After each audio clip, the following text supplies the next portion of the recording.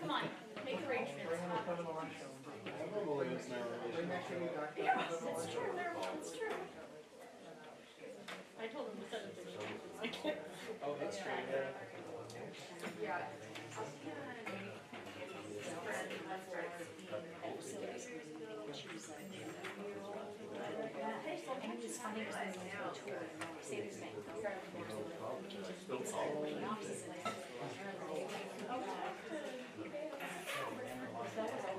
But I was actually, I was like, huh, I don't think I've ever talked to Seven sex would be nice and such music.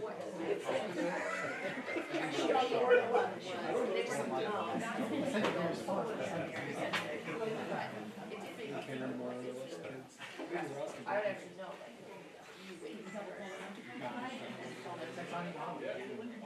It's my backup one.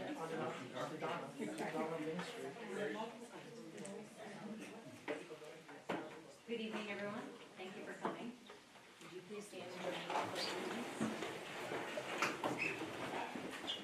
I pledge allegiance to the flag of the United States of America and to the republic for which it stands, one nation, under God, indivisible, with liberty and justice for all.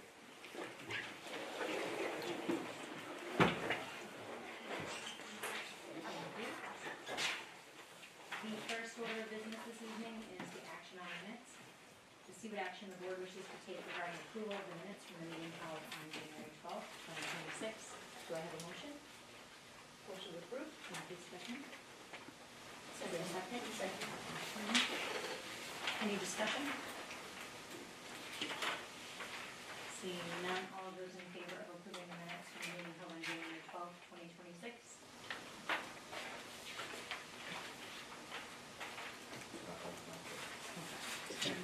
Are you abstaining as well? What about you, Scott? I'm sorry, we voted yeah for it, yeah. Yeah, I kind of disinterested, sorry about that. Alright, motion passes. Next on the agenda, we have citizen comments. Is there anyone here from the public that would like to speak this evening? Kids are busy. They want to come, but they're like, oh, we have basketball, we have this other kids. We'll see them soon. Moving on to board member comments. Are there any board members that would like to comment? I just want to thank the Crescent Park kids have been doing basketball, which has been really entertaining. They had a couple of scrimmages against Woodstock, but there were a couple of high school kids that reffed last week, and a couple of 3 middle school kids that did tonight, and it was just awesome to see them volunteer. So thank you to those students that volunteered their time. It was nice. Any other comments?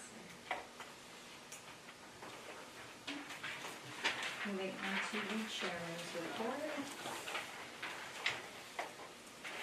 Just start with a reminder that if your term for school board is ending, or for anyone that is interested in running for a seat on the school board, nomination papers will be available Tuesday, February 17th.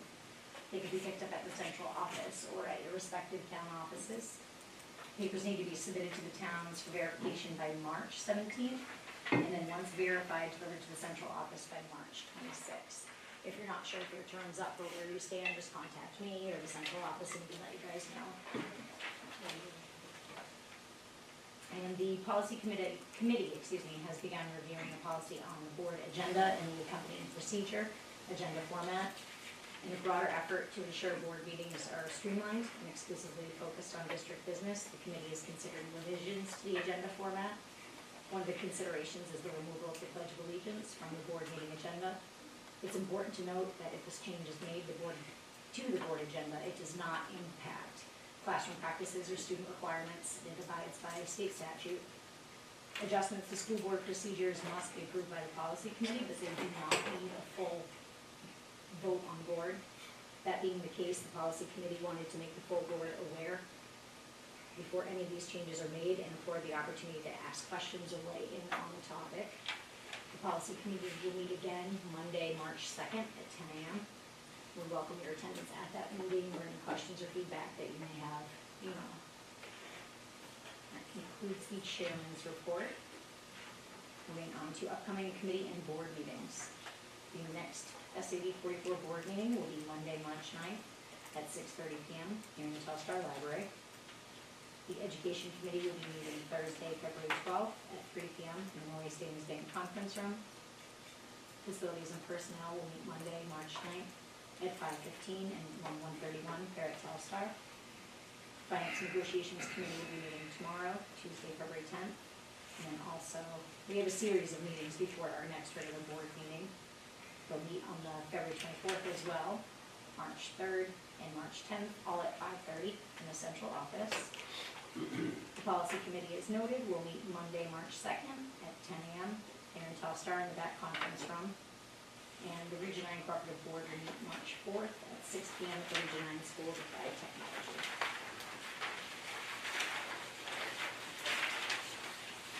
Moving on to committee reports.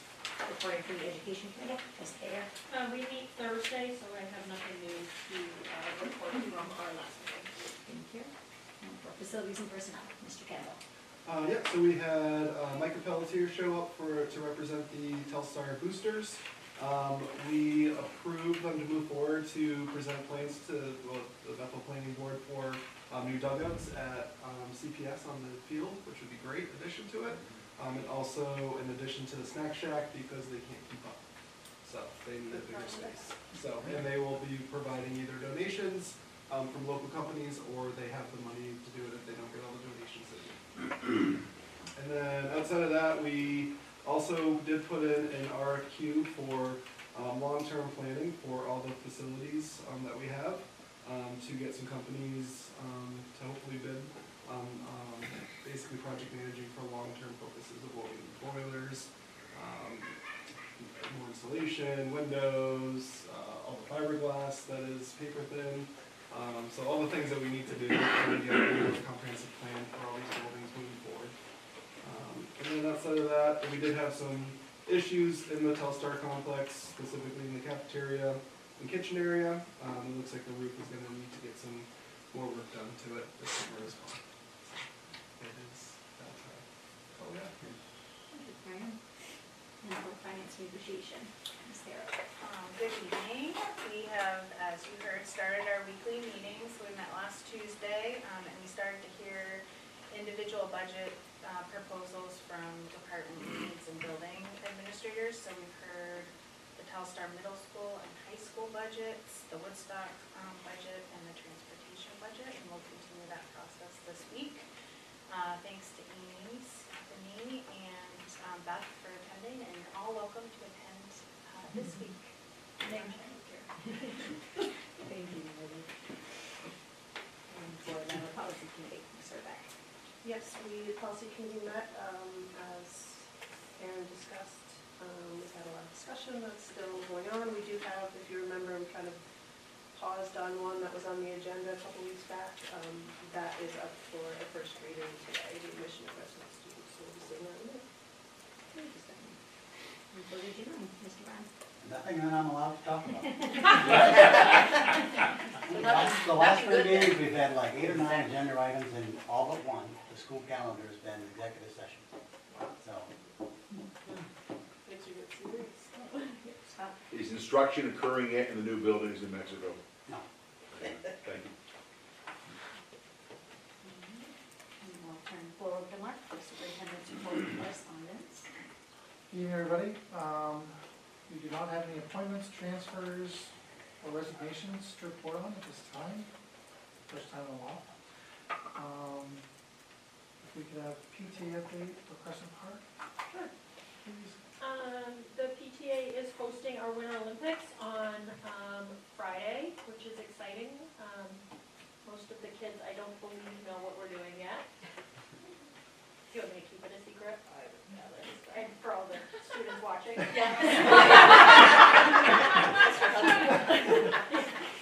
We do have the Belfast Curling Club coming to teach the kids how to do some curling on the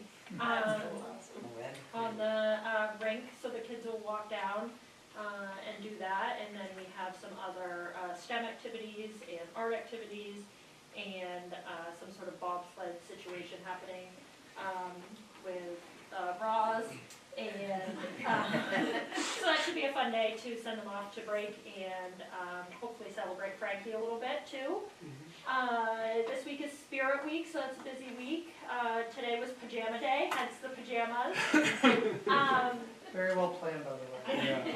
It was very well planned, and I do actually, this is more PTA adjacent, I think the student council does most of the planning for the Spirit Weeks, but I do know there's been a focus this year on making the Spirit Weeks a little bit more accessible and affordable, and it's definitely noticeable.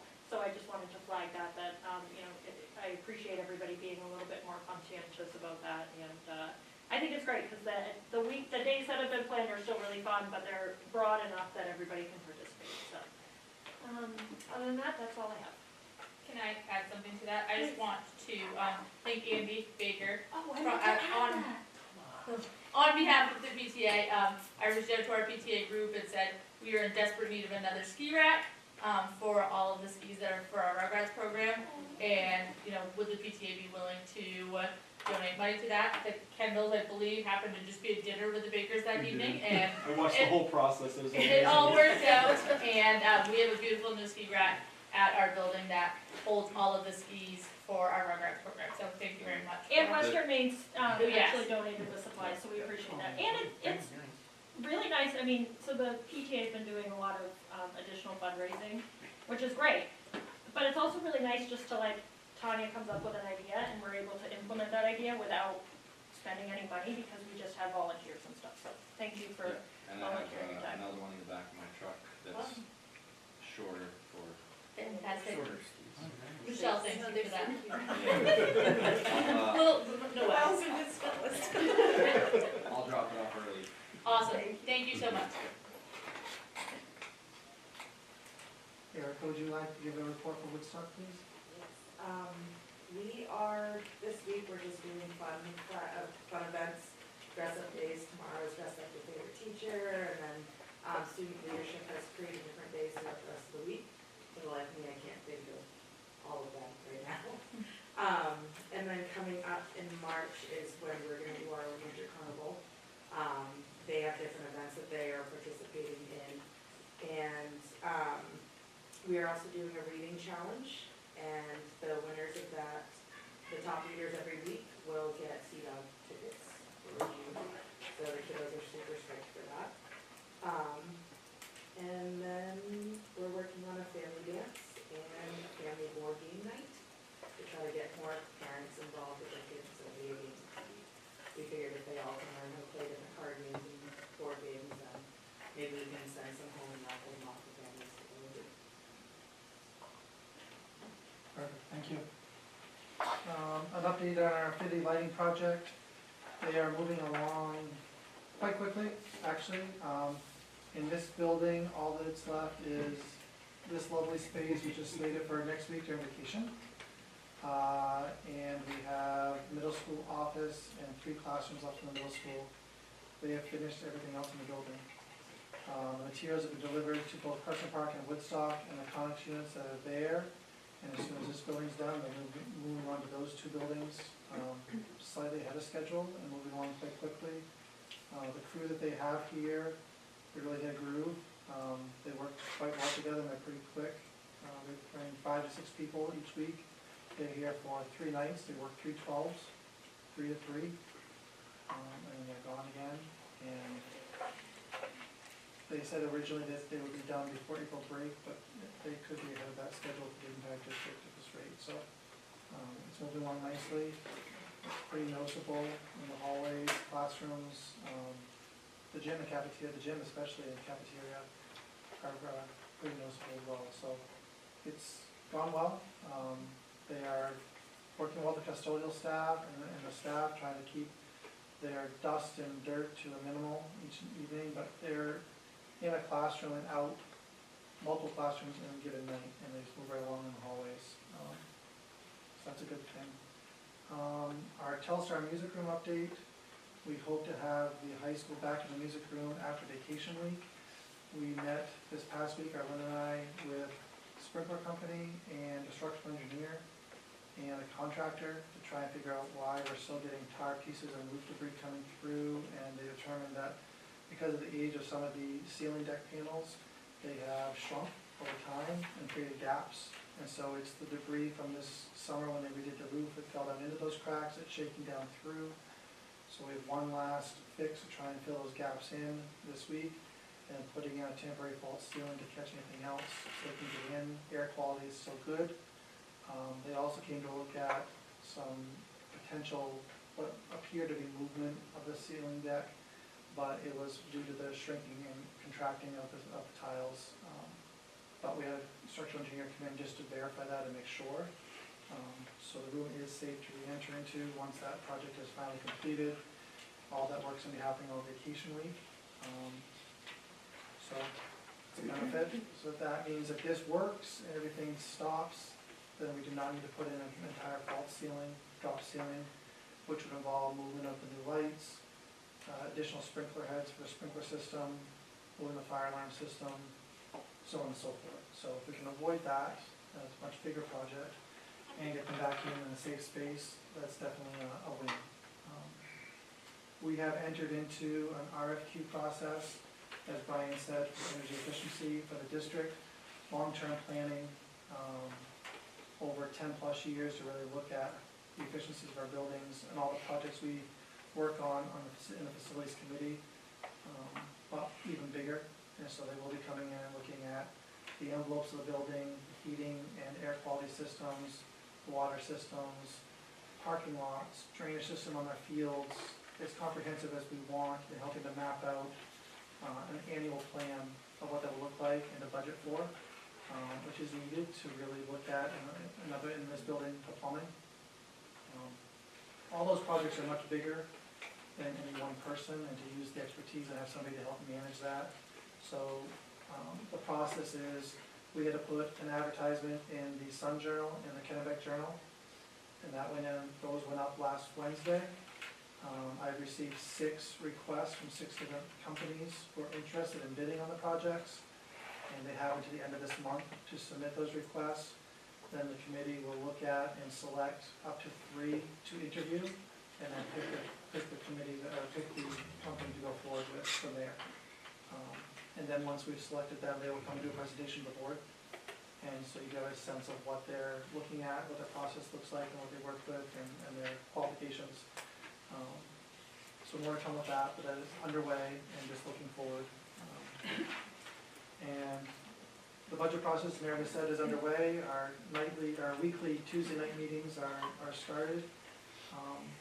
It's been great to have not only the committee, but other people there to get the questions and the presentations to understand the budget in more detail. It's never a bad thing to have better understanding. It makes the whole process a little more thorough. So the next 2 Tuesdays, this tomorrow, and then the Tuesday after vacation, the 24th, will be the end of the presentations. And then from there, we'll start going through the individual cost centers in more detail once all the numbers are in. And Deb has been working on putting all of the projected numbers in. We have one area waiting for a return on, and then we're waiting for Region 9 numbers to know what our Region 9 allotment is going to be. Other than that, our budget first draft is almost complete, and we're doing okay. We're doing okay, better than last year. What numbers do they use for Region 9? When? They used last year's student numbers, the student enrollment from last year, So the, last school year, okay. and then whatever the contract and expenses are for the, so we're all waiting for our portion, to know what we're gonna be budgeting for. So they're old numbers, okay. Yeah. They work a year behind. If you weren't aware, we talked about this in the policy committee last meeting, but in the governor's most recent State of the State address, she proposed the idea of putting a bell-to-bell cell phone ban in all state of Maine schools, starting next school year. And if that goes through, the legislature vote on it to approve it, there's also in her budget to have money for storage containers and devices to be able to put things away safely. All that has to pass and be put into place first, but if it is, she has a date of August 2026, that everything has to be in place and policy has to be in place. So the policy committee will have to be working on a revision to our current cell phone policy so that it's ready to go for the start of the school year, since there are no July meetings. And to get the process ready to go, so at least the first revision, the first reading will be for you for August, if that's the case. So just putting it out there for people to be aware of, if you didn't know that or get it in the news, that it's on the slate, and just waiting to see what happens from there. As a result of that, the policy committee talked about and wanted to do an update of our staff and students, and we're working on collaboratively a survey to put out to the high school staff to see a year later if there's any changes or what they're seeing, and to support them. And we're also gonna have a survey for the students to get their perspective and feedback as well. Those will be coming out shortly, but that's something we're trying to really wordsmith the questions carefully and make sure that the questions are garnering information that's helpful to all parties. So that's underway. And if you didn't know, Telstar's own alumni, Frankie Del Duca, pretty awesome. He was selected to be one of the flag bearers for the opening ceremonies last Friday. He's been all over New England media, newspapers, news channels. Snoop Dogg interviewed him. Yeah. You know, it's pretty cool. So yeah, Super Bowl commercial, he's been everywhere. Couldn't ask for a better, more humble person. When they moved here, Frankie was at Crescent Park early on. He and his brother both, Michael, went through the school. His mom worked in the district for a while. Dad has the diner here in town. Frankie came after the Beijing Olympics in March of 2022 and did a bobsled derby, thank you, with our PTA. We had events and families and kids came and made their cardboard bobsleds, and Frankie Kane was here for that event and raced with the kids and took pictures with the kids and did cocoa. It was pretty awesome. I know my kiddos did it, and I knew him. I have pictures with him. And just little things like that are much bigger than they would ever think of and dream of. And he'll be competing next week for the most part in his trials or vacation. But kids are talking about it, staff is watching. It's a really big deal for a small community. There are 3 athletes connected to the town of Bethel that are in the Olympics. Not many towns can say that, well, in cities. And there are 37 athletes from New England on the Olympic team this year, which is pretty awesome. And we're hoping, when time allows, to get Frankie to come again and just to visit the schools. And it's something he wants to do, just trying to find time with 2 little ones now at home. Life has changed and busy. But I know his mom and dad would like to see him home too. So we're trying to twist the arm a little bit. This week is Winter Carnival Week here at the high school. They have activities going on all week during the day, and Dress Up Spirit Weeks. They had their dance last Friday night as a kickoff to Winter Carnival Week and the final activities. And middle school has started a potato Olympics activity for Friday. That Lindsay's group has organized and sent videos out, and it's pretty cute.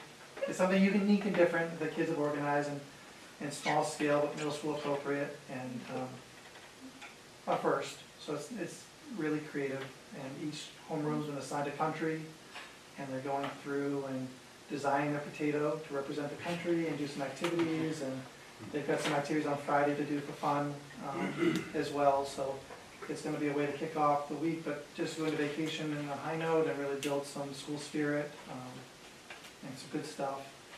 And then the only other thing I'll close with tonight, last week, our high school girls basketball team had their last game at Monmouth. And if you didn't know, they played on a Tuesday night. And the previous Saturday, a Monmouth basketball player committed suicide. And was connected to the basketball team. And so the principal reached out, or the AD reached out to Gail and let her know that the girls will be prepared and equipped going into that game, a lot of emotion. They also had a player who was getting ready to score 1,000 points in that game. So they had the gamut of all emotions going on. So Gail organized and sent flowers for all the girls on the team and the coaches, and chocolate hearts and candies. And so the athletic director, or the principal, took the time to send an email to Mr. Elliott. I just want to share it with you as well. I want to reach out and say that I was incredibly impressed with your girls' basketball program last night. We lost a student at Monmouth Academy this week, and last night was a very emotional night for the entire Monmouth Academy community. Your girls showed up with flowers for every Monmouth Academy girl, player and coach for the JV and varsity team, which was really touching. Your players and coaches showed compassion in class throughout the moment of silence ceremony during the pregame. And then to top it off, we had a player score a 1,000 points, and your girls and coaches once again waited patiently while we stopped the game to celebrate this accomplishment and take pictures. Your girls and coaches showed compassion and sportsmanship all night through tough circumstances. It was truly a display of what's best about school sports and small Maine schools in general. Please pass along my heartfelt gratitude to Coach Pelletier, or if you have his email address, I'd very much like to thank him myself.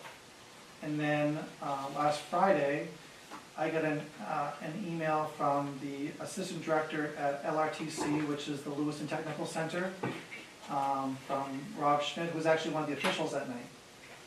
Took it upon himself just to say, I want to take a minute, he said this to me, to share something extremely positive. I worked in education and involved with high school basketball since 2001. I've seen a lot. However, I was officiating the girls' varsity game at Monmouth with your girls' team, and I saw something extraordinary. I watched your players present each Monmouth player and coach with a bouquet of flowers as recognition and sympathy for the tragedy that occurred in the town just 3 days before. It was an extremely emotional event in which the Telstar players and coaches handled a tremendous amount of class. We all hear a great deal of bad news on a daily basis, but this was a shining moment. Congratulations to your athletic director, coaches, and players for representing their communities with a great deal of dignity. So I shared that with John and Gail as well. It's just one of those good news things to be able to share in some bad news times. The team handled it very well. Mrs. Powell had reached out to the teachers and the staff to prep the kids, and Coach Pelletier and his assistant coach did a great job just talking to the girls ahead of time so they knew what they were walking into. There was no surprises. And you just never know. But it's something to be proud of, and so I just wanted to share with you guys tonight. And with that, I conclude my superintendent's report. Could I just also share that the superintendent left out that he was repping last week for our teacher and student gate at the middle school. So. That was a lot of fun too. That was fun being there. Thank you, Lance. Yeah. They love it.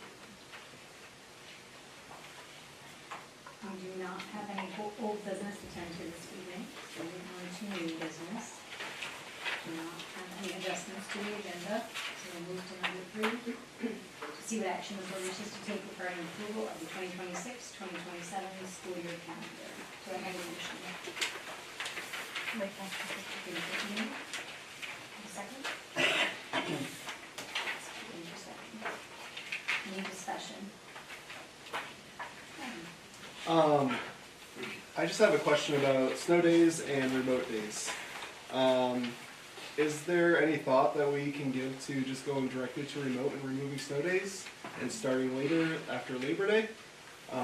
Give the kids a full summer vacation. Labor Day is always kind of like the end of summer for most families, and starting a few days than what we have scheduled and what we've had scheduled in the past, now that we have the option of remote. Parents have to take the day off regardless if it's remote or snow day, so it's not really affecting that end of things, and we have the option nowadays. So just putting it out there, and I would like to know if the teachers would want something like that too, just to remove a couple extra days too, if everybody kind of wants to see that, if we could table it until we hear back from, faculty as well. I met with the TA co-presidents, because we have a meeting and consult about this every year, and went over the calendar with them, and they approved it, but we can, if you'd like, we can reach out. It's always been this crux of, do we have the traditional snow days and allow kids to get out and enjoy and play and have a snow day, or do we go right to remote, back and forth? Some districts have shifted and done remote only. Some do a certain number of snow days and then go remote. This year we have fewer than usual because of the longer Christmas break and trying to make sure that we didn't extend it in June as much as we have in the past. Because June's tough for everybody. But it's a fair question. It's been one of those things that I personally I like traditional snow days before we get to remote, just so we have that option and encourage people to go out and play and have that time. But I'm one person in this, and if there are any changes to the calendar, the only thing I have to look at is making sure that we're still in alignment with the collaborating schools. We have to collaborate with SAD 17 and Region 11, which is their technical center, Andover, RSU 10, RSU 56, and Region 9, because we share students, we have to have no more than 5 days, our calendar different. So just be something we have to verify and make sure. Can you explain that process a little bit more, like how, if each district is doing what we're doing, sitting around making a calendar, like Yep. how? We sat down as superintendents ahead of time Okay. and drafted multiple versions and drafts of calendars between people's different workshop days. RSU 10 tries to start after Labor Day. Working with Region 9 because they're getting 3 different districts coming in, so there's some collaboration of when they're open and not open for students. And the SAD 17 and Region 11 piece are because RSU 10 Buckfield region goes to Oxford Hills for their technical school, and because they're part of RSU 10 and we share with Region 9, we have to include as well just that collaboration. So it's just looking at how many snow days, who takes vacation when. We had to organize Christmas break, whenever it was on Christmas break. And there any difference, if we have more than 5 days, the state has to approve we all have to apply for a waiver to get approval. So we're told that we're only supposed to have 5 days. So that's 5 days total? 5 days for the total, the whole whole year. calendar. So It's the, 5 student days, not teacher days. so the 5 district student that's days. starting after Labor Day, Mhm. do they have to get a waiver or something? Because that would be more. We were able to, they don't have the same workshop days, they don't do the October workshop day like the rest of us do, and a few other days. We're exactly right now 5 days different from them, 5 student days different. They go later in June than we do. They don't end the same time. But don't, am I not understanding this correctly? Like, if I'm looking at, isn't Labor Day this year really late? Like, So, isn't sorry. there 8 student days before? I'm sorry, I misspoke. So normally it's after Labor Day because it's late, so they're starting, that first week of September, they're starting in that week of September. Oh, okay, They start the week after we do. that makes more sense, Sorry. thank you. All this is thrown off this year because Labor Day is so late. I asked the question before the meeting started to you, but I didn't know the true answer to it. Could you explain to everybody what the remote day would entail for students, so everybody just is aware? Sure. Because I don't think it impacts snow days that much, to be honest, what they actually have to do. Our remote day plan is right now a half day work for students and staff as far as the packets that go home K to 8 of activities. And the high school, they have their technology in the high school. They follow their half-day school schedule, and they go through all their classes in Google Classroom and go through their schedule and do their assignments that way. High school has a Google Meets check-in time for their satellite advisor they need to do, and the elementary levels have an optional one, but it's not required because we don't send technology home, so we can't require kids to log in if technology is not going home, so they have the paper packets, which is why. We also have to make sure that meals are available, and so over a month ago, Ryan sent out a survey to all the families to sign up for meals, and we have to make sure those meals go home at a time. So we do have weather in the forecast for Wednesday, so for example, we are sending meals home to those families that signed up on Tuesday just in case, They are shelf-sustainable, so they don't have to be, they can be stored if they don't need them for Wednesday, but we need to make sure at least they're in hand. So that will happen, and then we'll kind of go from there. You do that for snow days though, right, too? Just for remote snow days. Just for remote. Just for remote. Because snow days we make up in June. So it's just for remote days which count as a school day. So we have to have the option of meals served for the day to count. And attendance is taken by the next day when kids bring their work in to school for K-8. And at the high school, it's based off of, they have to check in with their satellite advisor at their meeting time and do their classwork. So it's different each level, each group makes a plan that's more age appropriate. Scott? I understand that senior year is kind of tongue in cheek near the end anyway, in terms of school, but if you graduate on June 4th, how do you meet the 175-day requirement for seniors? Seniors require 170, everyone else is required 175. Is that in law? Yep. Okay, thank you. Yep. They can have up to 5 days fewer for graduation. Very good. So, the reason we're back to 5 storm days is because Christmas break is 2 days less, is that right? Christmas on a Friday, we felt it was more than appropriate to go to school on Monday and Tuesday.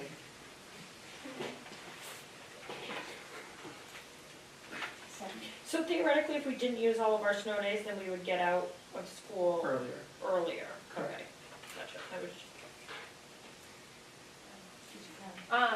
Yeah, I appreciate I know you sent by email, like the explanation about the 5 days, because, trying to get our calendar synced, because I would suggest something crazier than what Ryan said, which is that, I feel like the majority of parents in this community all have to work February vacation, and it's like really difficult, and I have friends that live in other tourist towns and they do their February break the next week after this one, so that people have childcare when they have to work that entire week. But also don't know if we've ever collaborated with MKA or done anything to like try to ease the burden on families for this week that's vacation, but I think for probably a lot of people, not actually vacation in our specific community. So I didn't know if it had ever been discussed or. Not One that I'm day at aware of. least is okay. I know because New Hampshire's February vacation is the week after ours. And so the state of New Hampshire on break the week after Maine is. And to full honesty, the longest reason that February vacation has always been the way it was, it's worked around the basketball tournament at the high school level. Right. And that's kind of how it always came about, and that drives that week, that's tournament week. So, And that's still like. still inconsistent.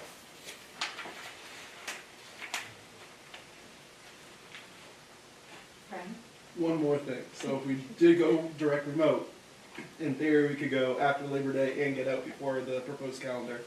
Is that accurate? Or not after Labor Day this year, but traditionally, A week later than normal, we would start. we wouldn't have to do those due days. I'm just putting that out there, like, there isn't a question of when it ends, we would know when it ends. Like, everything would be set in stone. It's not a questionable thing anymore. So. Well, Andy wants to get the snow days. I'm interested in sort of knowing other family situations, because I know in my family situation, when school's canceled, we spend more time on the road, or somebody does involved with taking care of our kids. And I sort of feel like the risks of canceling school are as great as just going about our day with watching the weather and getting up a little early, and, you know, a little bit of snow on the road is as dangerous as a lot of snow on the road. We canceled school on whatever day it was. The roads were covered nice for 3 days. We didn't cancel those days. Why not? Because if ice on the road is dangerous, it's dangerous whether it's snowing or not snowing. I don't know. I sometimes wonder how it impacts families on the average. My kid gets dragged along to one parent or the other parent's work. That's just how it is, so. But they're on the road. Yeah, they are, but then, okay, so we both are gonna work a full day, and then we have to complete the packet after we return. No, from I'm not work. saying no remote, I'm saying you drop them off at school instead of taking them to work. And the teachers shovel their car off before the sun comes up and get ready and take responsibility. Life's dangerous. We're not wearing helmets. Maybe we should, it's a lot safer. I don't know.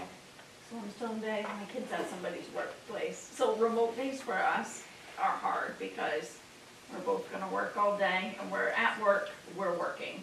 He's reading or doing whatever, and then we have to get home and complete this whole packet, because we're not doing that when we're working.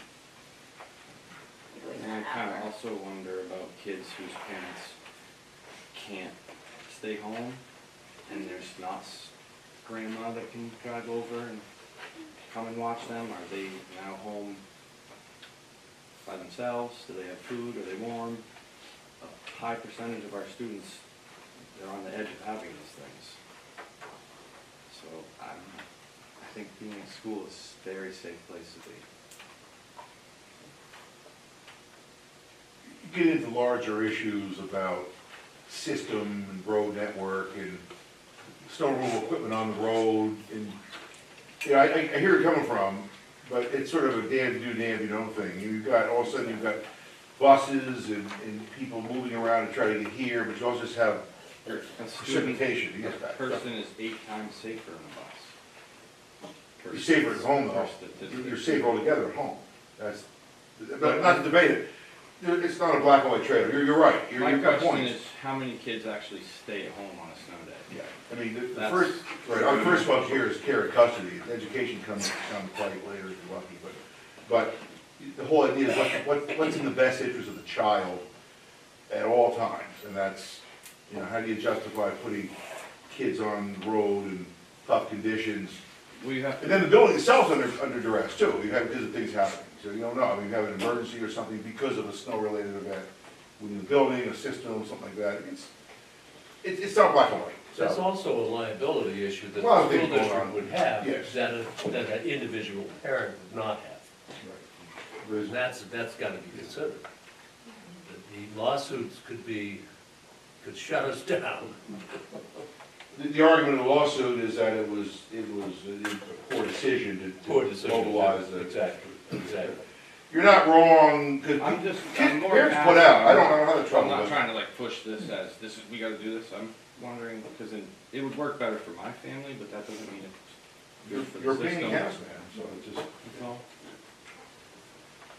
Where I don't have kids, but where I live, we live on a private road. And I think as of this past school year, we don't have any kids living up there, but we did have a high school student. It's a private road. It may get plowed the day it snows, it may not. It's the guy that lives at the top, sometimes he plows it that day, sometimes it takes a couple days. Mother nature. And, I mean, sometimes we do get snowed in when the towns don't get snowed in, so.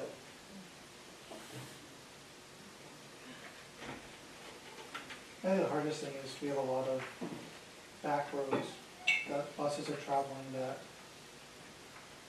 if town crews have full capacity, they're still stretched to try and be out in a timely manner, make sure the buses can, we don't change the tires. Some drivers are not wanting to go out and drive in those situations, there are, 20 or 30 kids behind them. That's also part of the consideration of, is it safe enough for one person to have all the kids on there versus people who choose to drive them individually. It is probably one of the hardest things of this job, trying to make that determination. It starts at 4:15 in the morning, and I try to get the call out by 5:15, but that's talking to 6 other superintendents, 3 TV stations, 3 road crews, transportation company, and just trying to determine, where I live, it's different weather, just trying, and we have kids, we have vans coming up Upton, we have buses out in Mary. Some of the back Greenwood roads are tough on a good day, this time of year with the frost heaves and everything else, so it's just, it's challenging. And I struggle with it because I come from the camp that it's Maine, it's winter, you should be able to drive. I grew up in the county, we didn't have snow days. They do now, but we did not have, but we also made sure the plows were on the road in front of the buses, they would put chains on. I mean, it was a different mentality and just a different time in life. So I struggle with that alone. I just think we should be able to, for 4 or 5 inches, it shouldn't have to shut the whole world down. But it does now, more so than it used to, and that's hard. But I don't have more than just my own 3 kids. It's the other 650 that are up there that the phone calls come and emails come.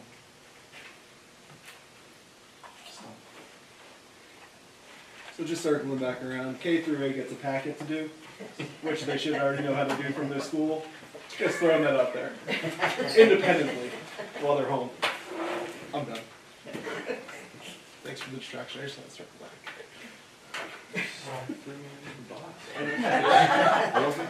I make a motion to table it until next month. If that's appropriate, I don't know, we can. I think we will. I'm like I Was said, there a second? I was just a questioning of what? Question, Mark, can it be, again, you said who did you talk to at the school? The superintendents, No, in our It's- TEA. it's in policy that I have to do an association meeting with the teachers union to. And is that with anyone who shows up or The just 2 the? co-presidents. Okay. And so, like, the teachers like starting, like, I look at the teacher schedule, I'm like, oh, they gotta start even earlier. I mean, they're starting a full 2 weeks prior to Labor Day, and that was cool. This year, it's Labor Day's late, but we always start we've always, not, 99% of the time of the last 30 years, we always started the last week of August, no matter where Labor Day falls. And it's always a short week because teacher workshop days, and it's never been more than three student days that first week, just to ease back into it. Some of that's temperature related, some of it's just, that's a capacity that everyone's at and coming back.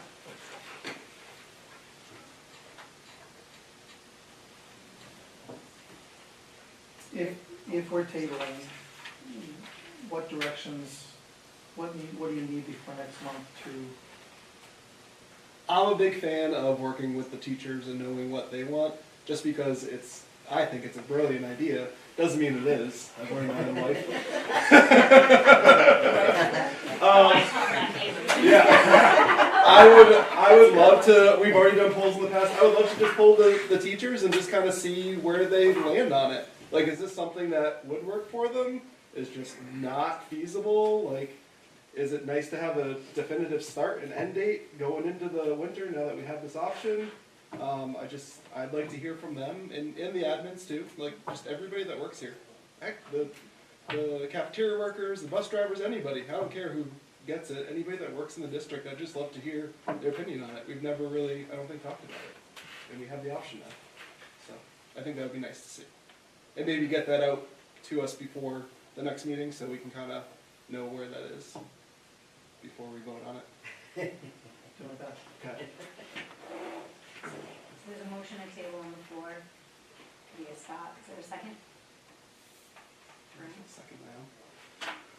Any discussion on tabling the motion? Just on tabling the motion, not the discussion topic. Yeah, any discussion. So does it hold you up at all, Mark, and you're machinate as you're working as superintendent, but not having the date certain, schedule certain yet? Can you wait till next month? I can make it work. All right, thank you. Any further discussion on tabling the motion? Seeing none, all those in favor of tabling the motion until we've got more information?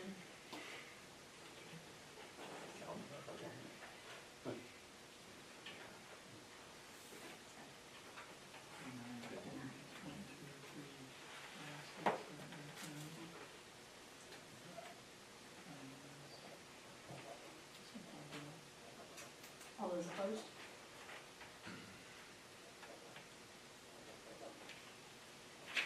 Motion passes. We will table this until we need more information at the next meeting. Moving on to number 4, to see what action the board wishes to take regarding the first reading of policy JFAA, admission of resident students, and the policy committee will have a recommendation. Policy committee recommends approval. We do not have a second, and we have a recommendation from policy committee. Is there any discussion on this item? And this is the policy that we tabled the first reading from the last meeting.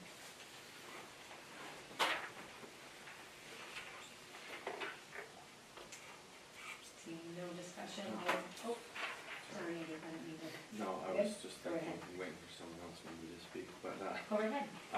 no, not necessarily this one in particular, but I'd like to emphasize maybe a little, like, to look at the grammar and spelling and stuff in some of these a little bit at the same time that we're reviewing them, because I feel like it's not up to par necessarily, all of them. I think that's just kind of important for us to have in our policies. I would disagree. I find like, I think being on policy committee, we, in general, are trying to make like the fewest changes possible, and I don't really know why. It kind of seems like, you know, if you look, it's like, we just put in, you know, we have to like show what it was and what we changed it to, and so I think often that doesn't lend itself well to like having things be well written. I agree with you. I'm just saying, I feel like it, oddly that is, because there's been like maybe 2 that we actually like rewrote. So when we presented them here, it would be like all red and then like all black crossed out. So it does happen once in a while, and I don't know, I don't know. I do feel like sometimes they're weirdly written, and then we're trying to make them fit what we're trying to say. I don't know about this one particularly. I follow that a little, I think. I also feel like sometimes if it's not broke, don't fix it. I think reviewing them is important, but they don't necessarily ever need a change. Make a comment if I could. Time on the school board, I was surprised to learn how much law there is about a lot of this nickel and dime stuff that, like you said, is just pretty much common sense, but kind of feeling a lot of the law about these nuances, that you gotta have something on the books. And kind of like, so someone just says that the sky's blue and all that, but you gotta have something. And so it all kind of looks the same, kind of bland. Once in a while, there was actually a couple changes on this. You know, the term legal residence, well, what is a legal residence? And that's depends what you're talking about. Depends if you're selling booze or, you know, something else or what, or just living somewhere. So we're striking the word legal. And the other stuff here is some examples of what you gotta have a good faith effort of residency, you know, hey, I live over there, that's fine, but, you know, this gives the administration some leverage to say, hey, you know, show me something, give me something to work with.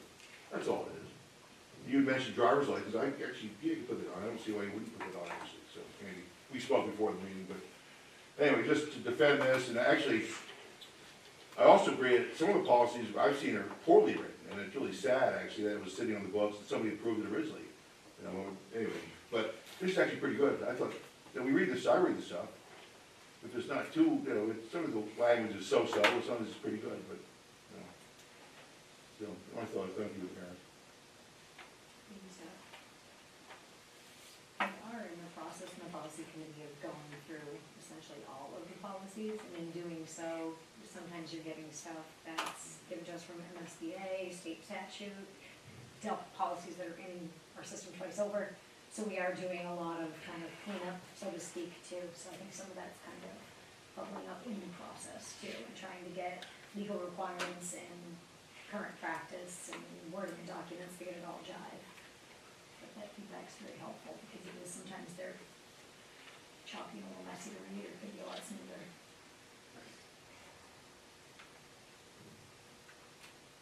Any other discussion? All of those in favor of approval of the first reading of policy JFAA, admission of resident students? It's unanimous. And number 5, to see what action the board wishes to take regarding entering a board workshop discussion. Do I have a motion? Sure.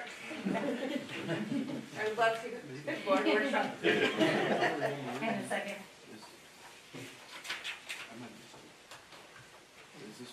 specific topic? Kind of, it's gonna be somewhat of an open discussion if approved. I do have a suggested topic, because I didn't really hear too much back, but where our agenda was a little light tonight, we thought it'd be a great opportunity to have, a chance to discuss some of the stuff that we don't often get the chance to, or if there was anything, pressing, others were wondering about. I'll second motion. Stephanie. Any discussion on going into the workshop discussion? Good idea. Good idea, to have a little back and forth. Seeing none, all those in favor of entering into a board workshop? Thank you. It's unanimous.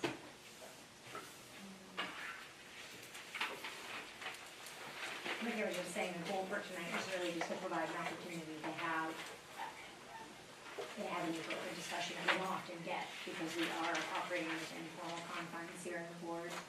I didn't get too much from feedback. I know a topic that's been brought up time and time again is public relations and our public perception in the district. Thought that would be a good one for us to brainstorm on, see what we might be able to get for ideas, action items that can then trickle down to the subcommittees, admin, students. I'm throwing that out there, but I am up for, any discussion topics that people want to cover tonight, or anything they think might be more pressing or pertinent. No, we can head that direction. I had some thoughts on the PR stuff. I don't know about, I'm trying to think about how we can solve problems with, any of our problems with our own students. In any possible way there might be. And one of those I feel like is I feel like our school needs, as much as I'm not a cell phone fan, Bill's kind of cool. It'd be cool to have a good social media presence or something, and just to show how cool we are, right? And that's something I think the students could handle better than we could, probably, as adults. So that's a thought that went through my brain at one point. It'd be cool to have a group or a class or whatever that kind of took that on and just bragged I love that, about us. because coming from other students, it has Right. more cred Mhm. than us telling you what we think you They'll- should hear.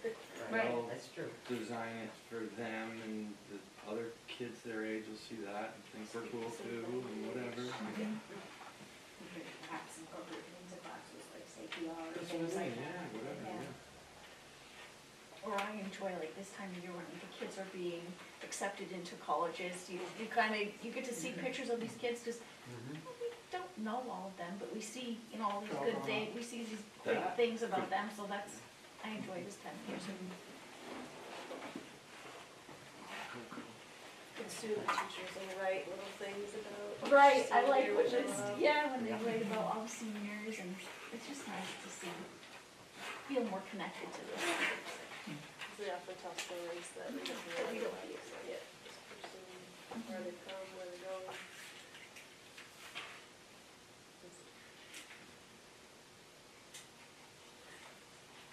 I feel like the PR thing comes up often, and I feel like when it comes up, it's often related to when we're talking about students not choosing to come to Telstar and choosing to go elsewhere, and also thinking about how parents are making those choices, what information they have to make those choices. I feel like at Ed Committee, we talked about it a bunch in terms of we got to go visit the freshman academy and see the great things they're doing, but how does that get communicated to our community?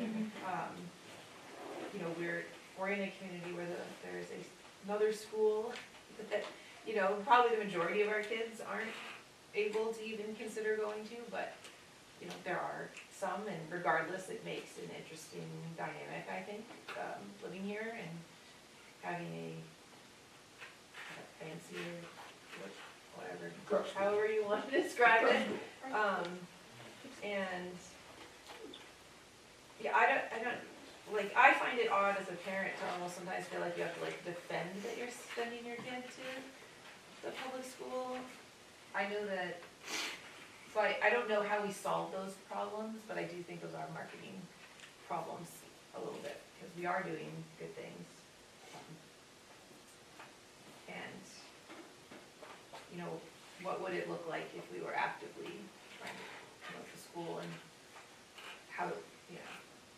is that something like that can be done without any resources? I think that's the other thing that's come up. I mean, at budget committee last year when we brought it up, it was sort of like, we've never spent money on that, we're not gonna start now. Like, we're already trying to cut a million things, we can't add any more.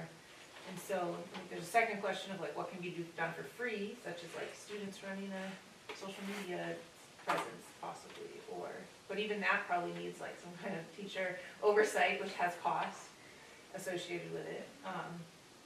But maybe not as much as having a position, you know? Sure, There's no, unconventional ways across the board to, not the literal board, but across the whole, school system district to try to encourage that. I think there's thinking about, when you're thinking about marketing, you're thinking about like who your audience is and what your message to them is, and I think there's multiple audiences in our community, right? There's taxpayers who don't have children, there's parents, there's the kids themselves, who all probably like need a slightly different message and get their news a different way, so there's probably a lot of things to think about. I mean, I remember when I was sitting at the 5th grade graduation last year, I was like, this was the perfect chance for someone, whether it's like Lindsay or you or someone to like give a 2-minute spiel about the amazing things happening at the middle school, because Crescent Park is such this like warm, fuzzy feeling, and you go through there, and then you have this like rapt attention of all of these parents that are really excited. It like kind of felt like a missed opportunity to me to like also talk about the next thing they're gonna do, and that's like a very free way to have a contact point directly with parents and like giving this message. And then I'm sure there's other times that happens often. Even when we showed the film for Freshman Academy this year, like we didn't invite the people who hadn't gone to Freshman Academy yet, as far as I understand, really. And so I thought that was something where too, like, that thinking about, I have a 6th grader who eventually would be in 9th grade, and like I'm the perfect audience to watch that. Like if your kid's already gone through it, it's great to celebrate it, but like, how do we get the people that haven't done the things that we're offering and show them cool things we're doing? So, A question to, we're worried about whose perception? Whose perception are we concerned with? Who are we trying to please or impress or persuade? I mean, I don't know, it's just a rhetorical, I mean, there's this boogeyman or maybe just a false narrative that, or somewhere in between, well, there's a perception that Telstar, it's just, it's not up to grade, up to snuff, but who are these people saying this? And I'll give an example, just separately, I went on, Hatebook, Facebook, Team Bethel, a couple times a month, I'll look, just it's on my desktop, I took out my phone, it's ridiculous. But I was reading, especially when I read people's comments, who gives a damn what these people think? I don't know, the comments were so ignorant about the condominium build out in Bethel Station, which is a good project, a fair project. And people are criticizing that, and they're criticizing the supermarket, and I don't know, are we worried about if they think that our school doesn't cut it? I don't give a damn what they think. You're getting voter approval. You're getting your budgets passed 2-to-1, 3-to-1 margins. I mean, that's a vote of confidence. So just a thought for, I'm not trying to shoot, people have ideas, and I know everyone wants to feel good about where they are and all that, so that's fine. But I think our staff and our administration have very positive attitudes, and they do a good job of, I don't know. Just thought, don't worry about what other people think about you, kind of, it's that, that's Well, life. we need to, because public perception impacts us tremendously. And I don't think We're getting budgets passed. prohibition, trying to please people and getting a positive public perception are one and the same. Like, we're not just trying to please people, but really everyone's perception of the schools in the district matters. It influences all of us, the students especially. It influences how the kids feel about Exactly. the school also. Right. So, I mean, we could write them off, but it has a ripple effect. If you're worried about how the kids feel, I don't know how you change that. I mean, kids are really, people are free thinkers. Everyone's a free thinker, so I don't know. I mean, And we're not trying to stop that. I just really, more and more, why worry about what somebody else thinks? I mean, if there's proof of, what, because people on Facebook are commenting that you know, we're a bunch I of hear what you're losers or saying, something, who but cares? it does, like, it directly impacts our enrollment, our, you know, like, it creates real But- problems. but It might does it really? seem like Yeah. chatter And on student social attitude media. when they come to school, if they're coming, if their parents are, you know, carrying some old baggage from when they came through, and that trickles down to the students, and the students come with that attitude, and it just becomes this challenge that if we can, you know, What do you change that do? perception. What do you, I mean, this is, I guess that's the question, what do you do with that? But That's what we're talking about. Yep. look at the households, I mean, look at the whole thing, I don't know, I mean, I don't know, anyway, thank you, that's all I'm gonna say. I just want to directly impact, I mean, everybody that pays taxes, we should be working for to improve things, But but they're supporting you. I understand that, but I'm with Beth on this one. How many people came to the PTA meeting? For Oh, well, CPS? people have found out that you get out of bedtime if you come to the Okay, PTA so it's meeting, growing? so. We have about That's definitely my wife. a dozen, A dozen, okay. For how many kids do we have? 250. Okay. I don't know how many How many families. people go to Woodstock? 65. And how many people go to the PTA? 3. Okay. Do we have a PTA at Telstar anymore? No. No! That is what we're trying to do, Scott. We need that, where does the education start? You It can't starts push a at roll, home. you can't push a roll. But People if they're do it not with excited about the parents, school, they're household. not gonna be involved, and then the education will take a hit for these students because they're not having parents that wanna be involved with something they're passionate about. We offer a good education here, I think that the kids, if they But show up it to school, trickles they're down gonna to get the good. education. If parents aren't involved, and that's what we talk about we talk about this all the time when we talk about education, is that we have to be, what's the word? Equitable, that's it. For all these people, because they don't have the support at home, so we're bringing down some of our educational standards because of that. So now if we can get these parents to actually be more involved, that trickles down to the education of the students because they want to be part of this. That's what the PR is about.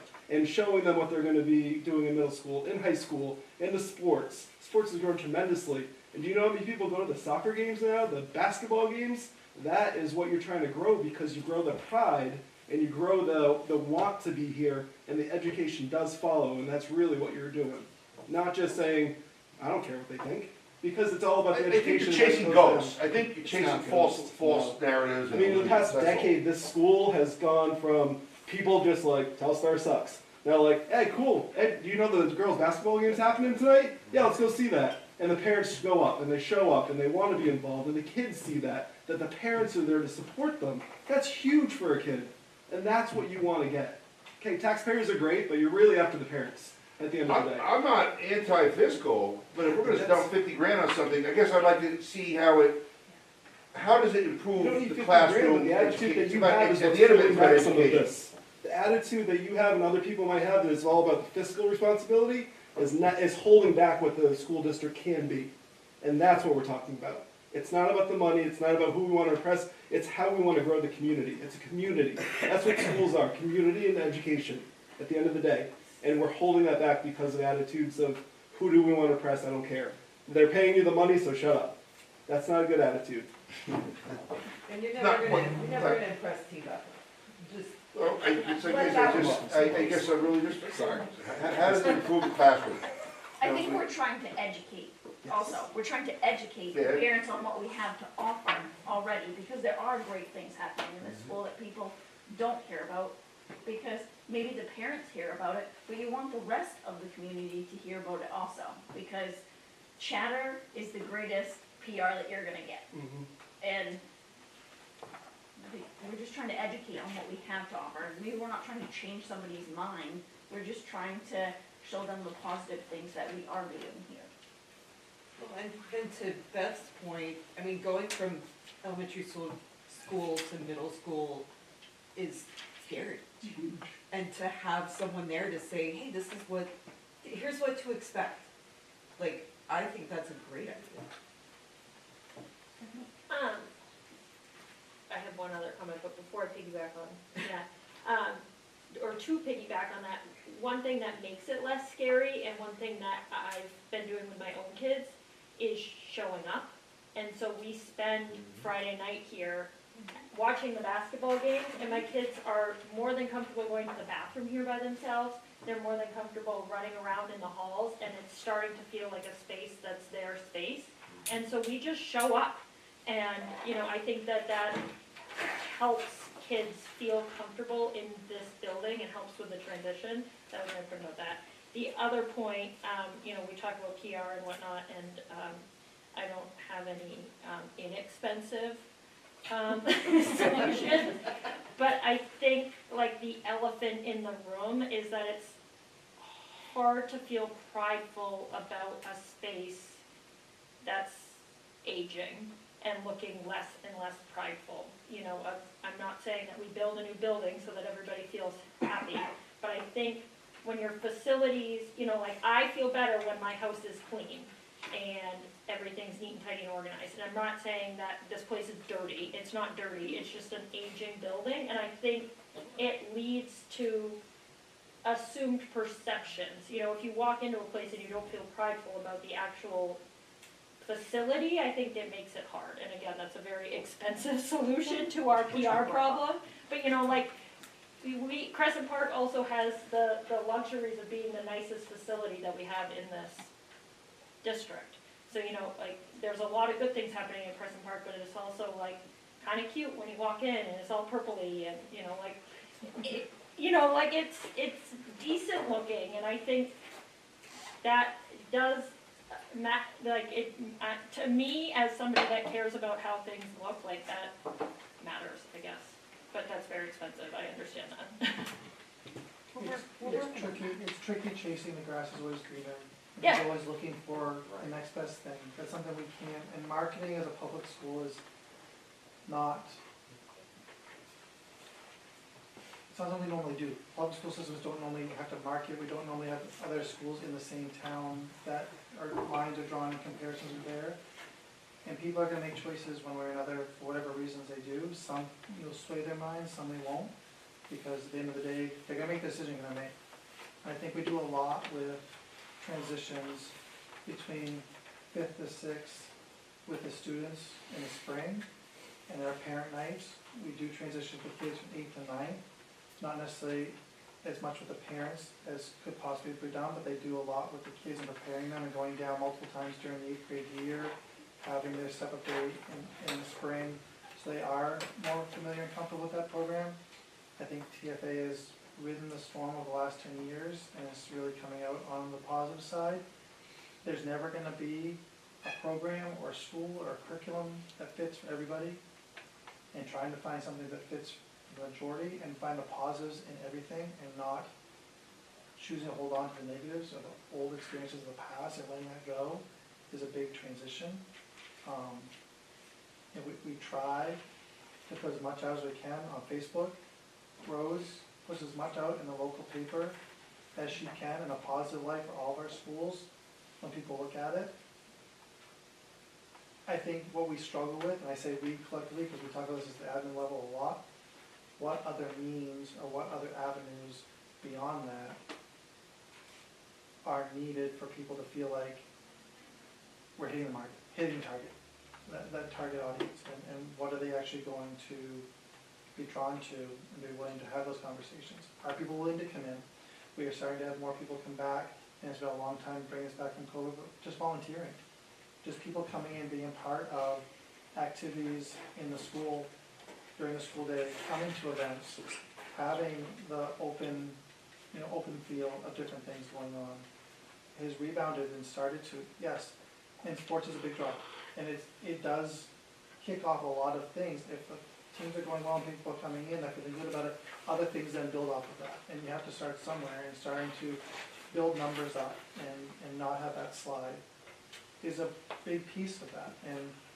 And looks, people see what they see and they make perception judgments very quickly about a lot of things, not just the building, and programs, and jump to conclusions and take one opinion as gospel, and that's a hard challenge. It's always going to be up against. But with that, there's always room for growth. There's always things that we can continue to find ways to expand upon, improve upon. The student idea is a neat one, and trying to work with to see if there are a group of kids that would be willing to go to a different level. We don't have an X platform or Instagram platform as a school.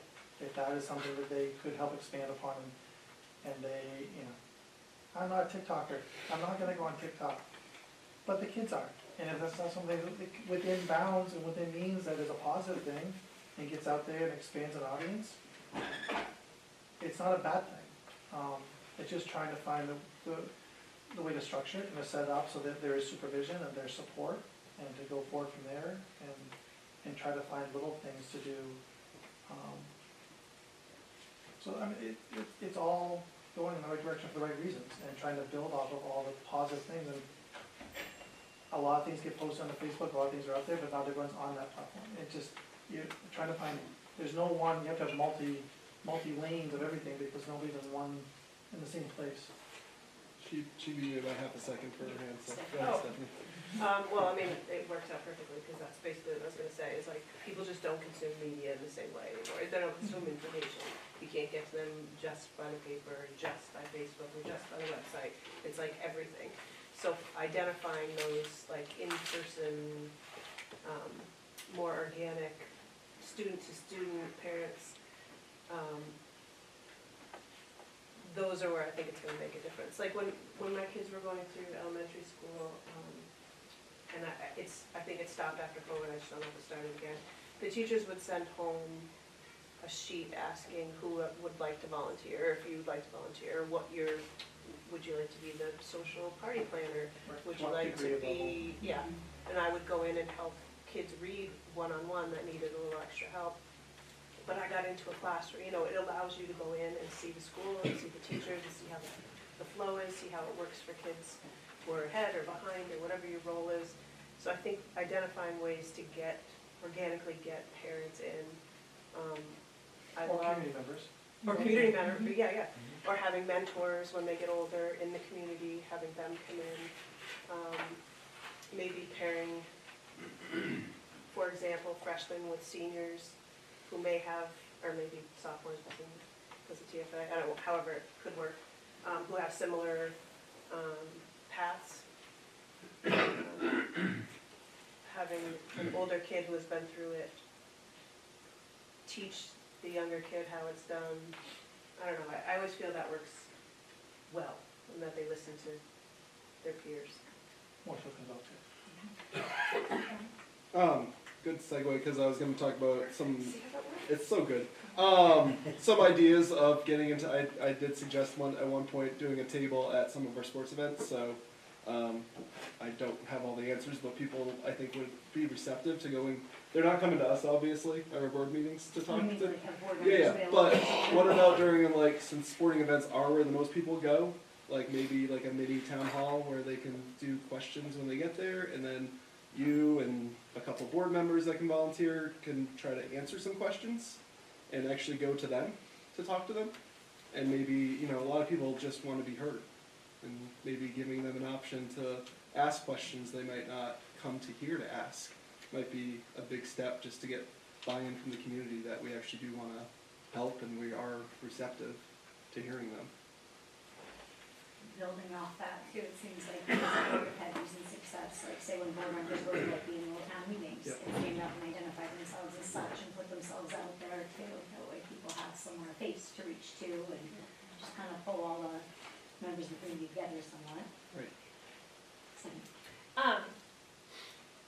I think the silver bullet, or I feel like maybe it is like in person and community. And like, I've been kind of thinking about that a lot from a different angle, or not necessarily a school angle, but like, I can tell my own perception. I went to Telstar and then I also went to school. And I left Telstar under not so great of circumstances. So I left with a bad perception of Telstar.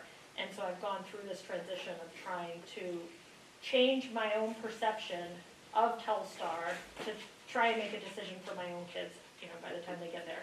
And we've just been going to, I said it, like, we go to the basketball games, you show up and you see the community and you feel, like you see the kids with their friends and you see, you're sitting with your friends, and I think it's just really good community time. And the more you do that, the more you feel good about the space that you're in. And so I think just figuring out more ways for community to come together in the spaces that we have to offer trickles down to, we've been talking about it at the PTA level, like getting trying to get people into the buildings and like just building that community in person, because social media is what it is, and I don't think that's ever gonna win us over, but Face to face is it seems to be, like, it's changed my own perception of it, you know, like, it's nice to sit there and cheer on the soccer team, and even if they lose, like, you know, it's still good to see kids out there, and like, it feels a lot better, so, I don't know, maybe it's more in-person events. I think like I was really excited to hear Erica say like, oh, they're doing a game night, and That's cool. you know, I think things like that really do make a difference. I think as someone who has to do a lot of events and stuff, like you could do something I'll hear people say will be like, well, we did it, no one showed up, and it's like they just started game night the other night at the gym, and I'm like, yeah, no one's gonna show up for like a while. And you have to like keep doing them, and I think that happens a little bit too with some of the school things we do, where it's like someone has a great idea, and then it happens, and then only a few people come, and then it's like, well, that wasn't successful. And I just like, I don't think in a small town and with people's habits, like that's actually a fair assessment of whether something's successful or not. I mean, I've never been to PTA, but I also think like that, like you obviously keep having them, and it will build momentum, and like the more consistent we could be with whatever it is, whether it's a family game night or, you know, a day that volunteers come in, and we try to actively encourage people to come in. I think that those things also just take a lot of time to help people get into the habit of them. And then secondly, I think something that happens too is like, we're like, oh, well, I sent an email about it, or you know, like you advertise something one way, and like we just said before, there's many different ways people get their information. And now, unfortunately, that means like we, to communicate with our community, have to communicate many different ways the exact same thing. You can't just like send one email or make one post and then expect that the message gets out there. And I think that it's something like people have to see something 7 times before they're like, oh yeah, like I think I'd like to go to that, like give that a try. And so, I mean, I wonder too, how much of the things we're already doing that we need to just like communicate better as a start, and what would that look like, and who would be doing that?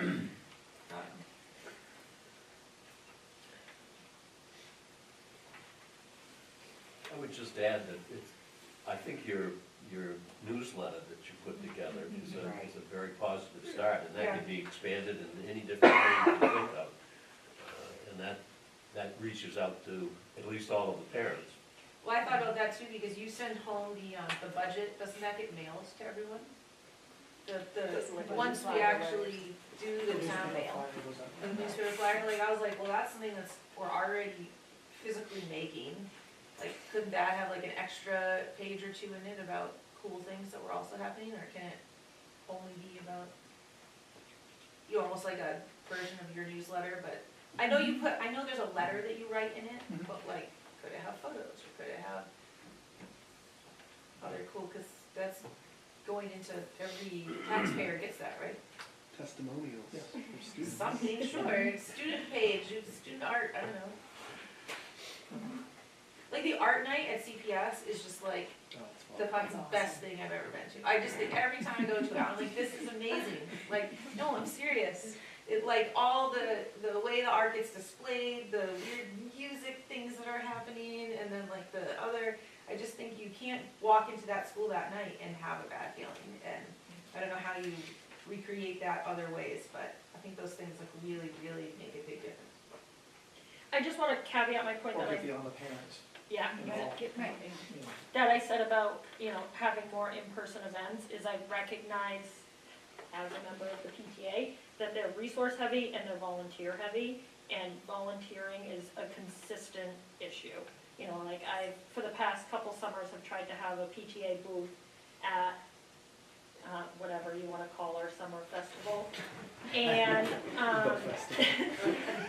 and I end up spending all day at the booth because I can't get, you know, 3 or 4 people. You know, eventually I do, but like, you know, I can't get people to show up to help at the booth, which like I'm more than willing to do, but it also means like I'm not helping Babel, which I'm a board member of, host the event, and I'm also, you know, not doing a float for my own business because I'm doing PTA. So, you know, I'm making sacrifices to do that, but you know, like these events, you know, PTA talks about doing events all the time, and it's just like, okay, well, I don't have the capacity to take on another event. Tanya needs to recognize that she has limits to her capacity, so. What? You know, like, there's all these good ideas that are churning around, and it just comes down to, we need people to show up, to not just show up to the event, but we need people to show up to help execute the event. And that part is consistently missing and is really hard to get. So, that's the same group of You people. can only pull from the it is, it's the same group, we go from one meeting and then we go to the next meeting and we're like, okay, this is what we're talking about this time, like, it's the same. Or spouses. So, just to bust chop, you think a cheerleader is gonna change that participation level to Yes. 70? What? Do you really think a formal cheerleader or some PR thing, PR do you person? think that's gonna change your turnout rate? Seriously? I don't think a PR person is ever gonna get approved in the budget. I Well, mean, that's not what I asked. I asked, do you really think that in the end, you're gonna get a higher participation that? No, but we're talking, Well, that's the purpose of the pumping it up, right? no, Get the more purpose- people involved? No, I'm just saying that I think, like, we're, you know, the topic of the workshop was how to improve morale, essentially, in this, Whose morale's down? the community morale is It down. doesn't feel, I don't know. It's I mean, rising. how do It you- is rising. Historically, It Kids. truly does feel like it's Right. bubbling up and Right. it's rising, and so we're just trying to have. The whole country's in an uproar about everything. Nobody's happy about anything. But we got some momentum going. Right, how do we keep this ball and make it an even bigger snowball? I also think people like want community They now, do. and also in relation to the fact that there's lots of other problems elsewhere. I Yeah, think, they want like, community, and how this do is a we take place that it can advantage be. of I the wanna know why you momentum? think it's a bad idea for us to want this. I think it's a solution in search of a problem. It's a it's a solution in I'm search not of a looking to problem. hire You somebody, I don't care about that. haven't had decades of Yeah. conversations with people, and your I have peers actually, in telling many you, topics. you know, like, telling you, like, oh yeah, I'm sorry I went to Telstar, or like, you know, like, having these, like, downtrodden conversations about the school that they went to, and, you know, that, like, if somebody else said, it passes down to the next generation, and so there's a community and a group of us that are trying to say, how do we stop this now? And we don't let that carry on to the next generation. You're describing the American psyche. Everyone is angry about something right now in town. There's a lot of schools that have great pride. How do we replicate that here? How do you know, like, how do you measure that great pride? I don't I already said that, what's the are. participation? Yeah, The participation of volunteers is a good measure of it. Where There's would that be, schools like that at have people Scarborough or- lining up, we don't. That's a measure of pride. you know, when I set up an Easy Up and I sit at Moleaka Day, and I have to beg my cousins to come and sit with me. Right, you're proving my point. I'm sorry, Steph, I'm sorry. You have other things, I always hate, I get it, no, like, people have legitimate things going on, like, I understand that, but it also, you know, like, you're one person, there's like, you know, like Brian said, there's 250 other families, and, you know, the participation rate is concentrated into, I don't know, 10-20% of this community that really wants to put in that effort, so how do we loop in that other 80%? And, you know, we've got this 20% that is really invested in this, and, you know, we've got momentum with this 20%. And boy, what could happen if we turn that 20% into 80% of families participating in all of these things? I think good things could happen. And that's not spending any money. No, It's just finding ways to engage people. Yep. And I think at the elementary level, there's a lot of feel-good things that happen that it's kind of just built in because of the age, so it's a little bit easier. And as they get to middle and high school, it's a little bit more difficult to engage the kids and their families with something that's fun. But I do think, together, right. It's just a more difficult age, it has nothing to do with the school.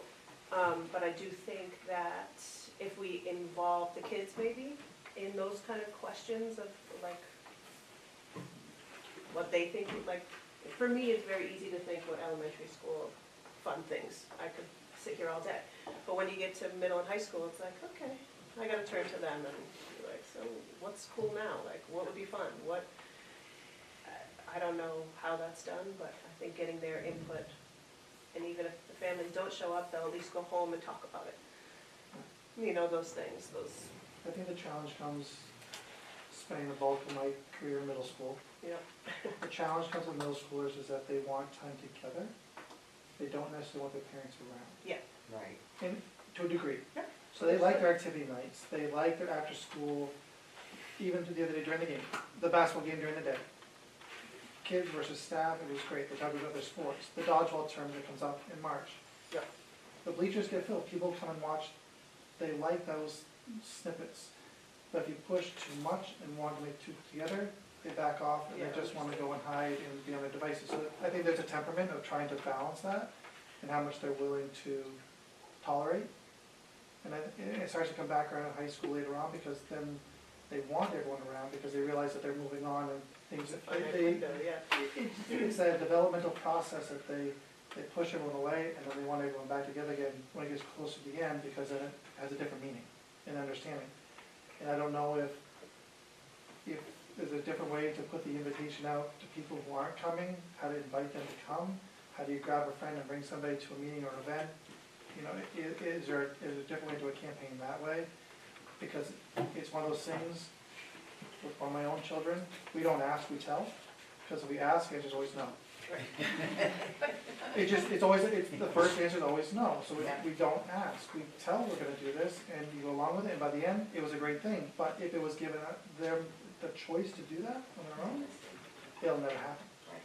And that's just, and so I think trying to find that balance of how much to push and just tell people we're doing things, And they just like to versus complain. asking, and they're gonna complain And anyway, they even if enjoy they're it. laughing, having a good It's time, like they're still gonna voicing. complain. Yeah. There's a challenge there. Even my kid likes TFA, is having a good time.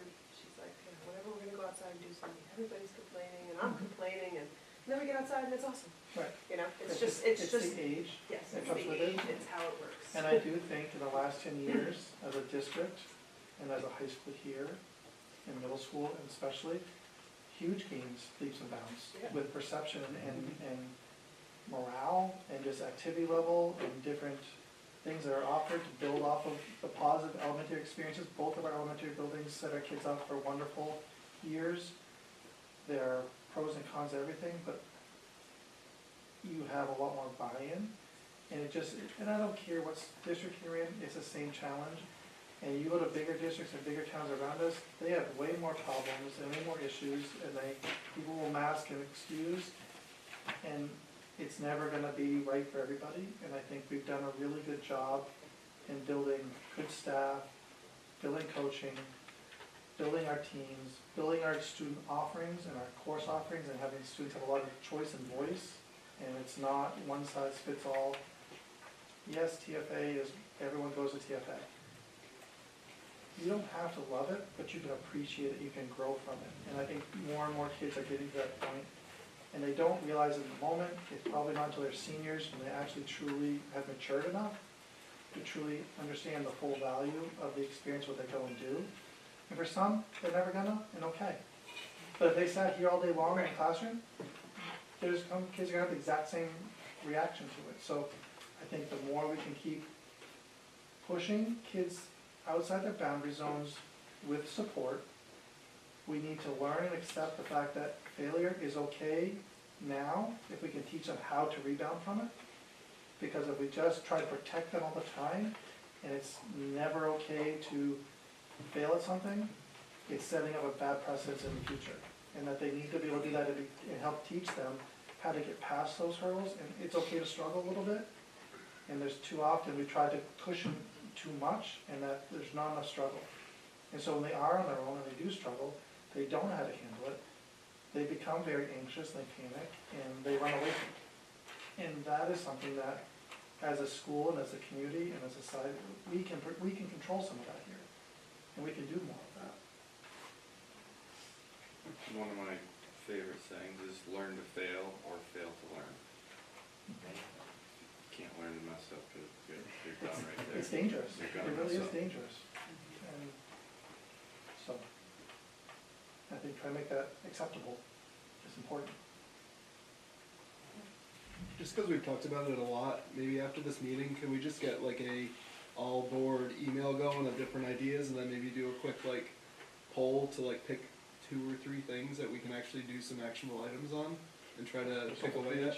Yeah, you know, just like whittle it down, because I've been through these things before where there's so many that you never know what to grab, and then you never do what you want to do. We can Make do sure that, that but we they can't cover- make, email can't be, we can't have any decisions or anything We voted get- on, or yeah. anything via email, it has to be, board. Okay, just like ideas of things we can't do? You run the risk of operating private essentially. Okay. Because if we're having a conversation via email that has, but however, that doesn't mean we can't revisit this, next meeting in the discussion piece right before, or we can continue the conversation, we just have to get about it. Can Can you explain that a little more? So I I thought think email don't was public, actually no? know the rules on. Like, we made a joke the other day, like Steph and I were at the cafe, and then Stephanie walked in, and we're like, oh, now we can't talk about anything, because there's 3 of us, but like, what is the actual? So board members only have authority when we're together as a board. And that's the only time that we can make any decisions, action, function, and so, A committee counts as yes, being together yes, as a board, absolutely. you're just. And that's what, and so then when quorum numbers come into play, if you exceed or meet a quorum of members in an unofficial capacity, you essentially could have, But does that prevent conversations?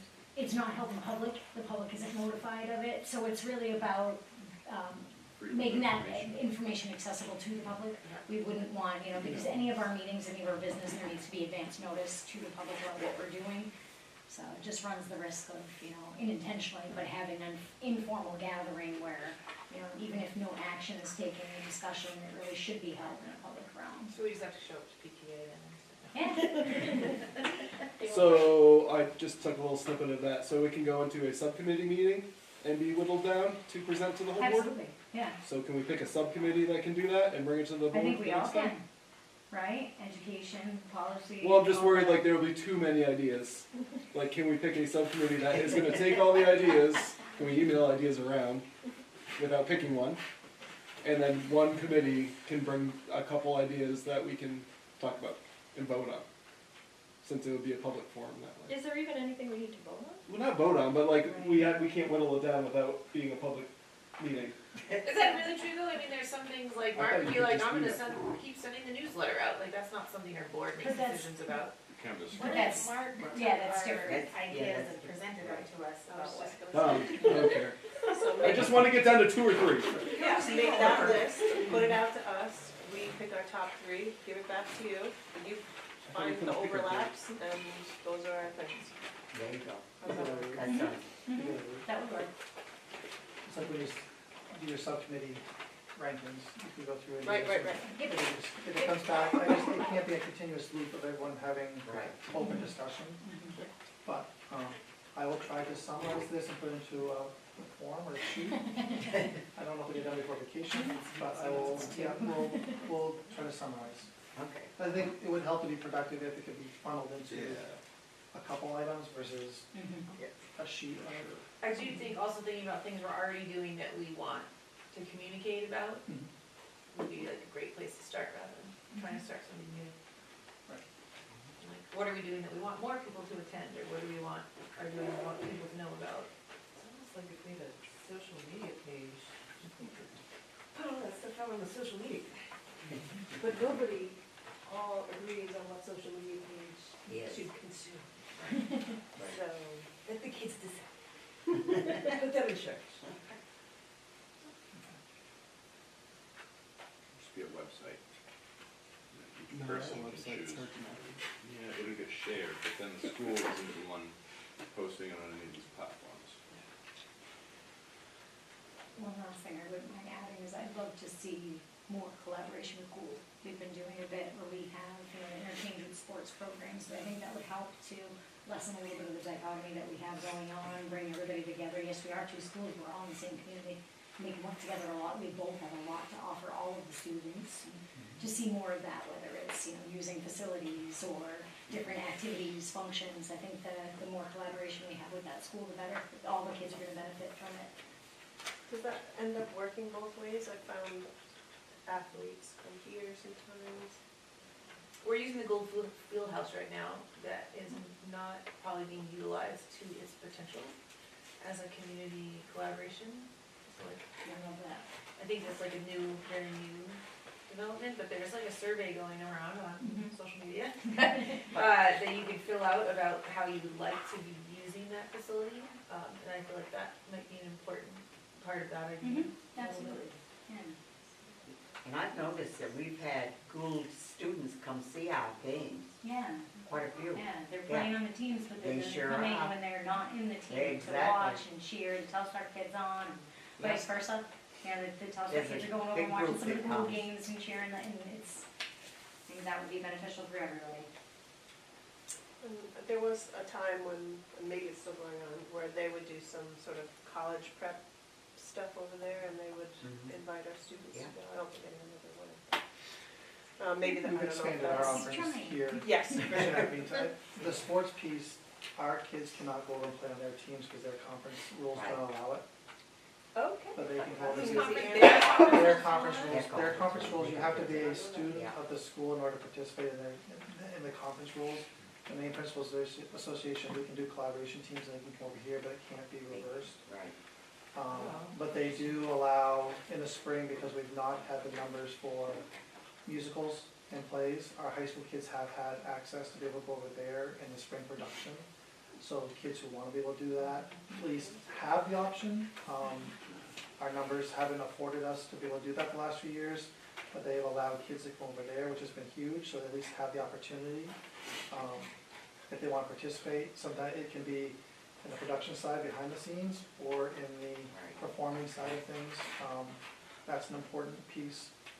And if we're both trying to do the same thing, you know, they also have small numbers at the end of the day. And so if there's ways to do that, and we do try and talk about things, the schedule, the different schedules, different calendars do make it challenging in some day-to-day aspects of things. But it's trying to find some of those bigger collaborations.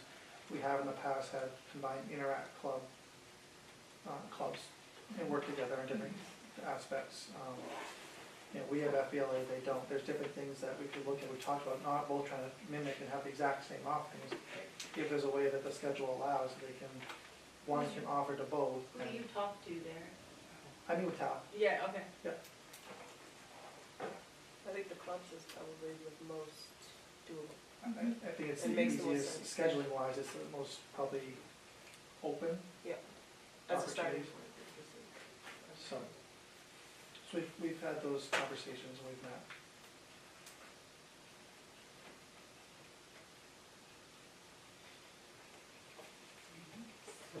Is there anything else anybody would like to, talk about, bring up, but it was a nice healthy discussion? Not sure who wants to. Yeah, yes, make a motion that we adjourn this. Do I have a second? Come out of the session. No, just workshop. It was- Quite the opposite, Workshop, so yeah, yeah. super casual. Cash. Second. See you next time. Any discussion on adjournment? Seeing none, all vote in favor? Thank you. It's unanimous. Thank you.